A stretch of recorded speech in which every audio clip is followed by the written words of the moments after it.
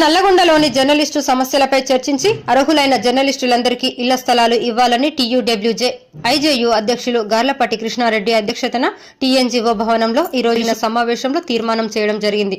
నల్లగొండలోని జిల్లా సెంటర్లో అనేక సంవత్సరాలుగా జర్నలిస్టుగా పనిచేస్తూ అర్హులైన వారికి ఇళ్ల స్థలాలు ఇవ్వాలని, పనిచేస్తున్న ప్రతి జర్నలిస్టు అక్రిడేషన్ కు సంబంధం లేకుండా ఇవ్వాలని సమావేశంలోని పలువురు నాయకులు, పత్రికా ప్రతినిధులు అభిప్రాయపడ్డారు. అందరినీ సమన్వయం చేస్తూ ఇళ్ల స్థలాల కొరకు కృషి చేయడం, నల్లగొండ పట్టణంలో పనిచేస్తున్న ప్రతి ఒక్క జర్నలిస్టుకు ఇళ్ల స్థలాలు ఇవ్వాలని కమిటీ సభ్యులందరూ అభిప్రాయపడ్డారు. పలువురు జర్నలిస్టులు మాట్లాడుతూ నిన్న జరిగిన ప్రెస్ క్లబ్ ఎన్నిక ఏకపక్షంగా జరిగిందని, తక్షణమే దాన్ని రద్దు చేసి పట్టణంలో పనిచేస్తున్న జర్నలిస్టులందరికీ సభ్యత్వాన్ని కల్పించి ప్రెస్ క్లబ్ ఎన్నికలు నిర్వహించాల్సిందిగా పలువురు జర్నలిస్టులు అభిప్రాయం వ్యక్తం చేశారు.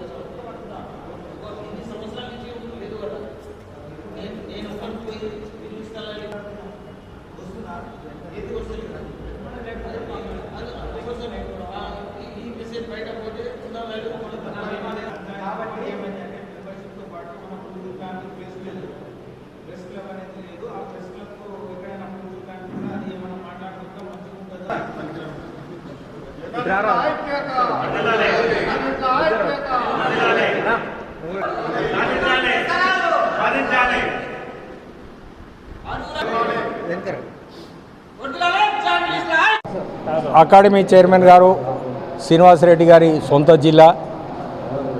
వారు ముఖ్యమంత్రి గారి దగ్గర స్పష్టమైనటువంటి హామీ తీసుకోవటం జరిగింది. ఆ హామీ కూడా నల్లగొండ నా స్వస్థలం, నల్లగొండ జిల్లా జర్నలిస్టులు, నల్లగొండ జిల్లా మొత్తంలో పనిచేసే, టౌన్లో పనిచేసే జర్నలిస్టులందరికీ కూడా ఇళ్ల స్థలాలు ఇప్పిస్తానని నాతో చెప్పి అందరితో ఈ యొక్క డీటెయిల్స్ జర్నలిస్టులకు సంబంధించినటువంటి సమాచారం తీసుకొని మండలాలు, టౌన్ సంబంధించినటువంటి లిస్టు వెంటనే పంపమన్నాడు.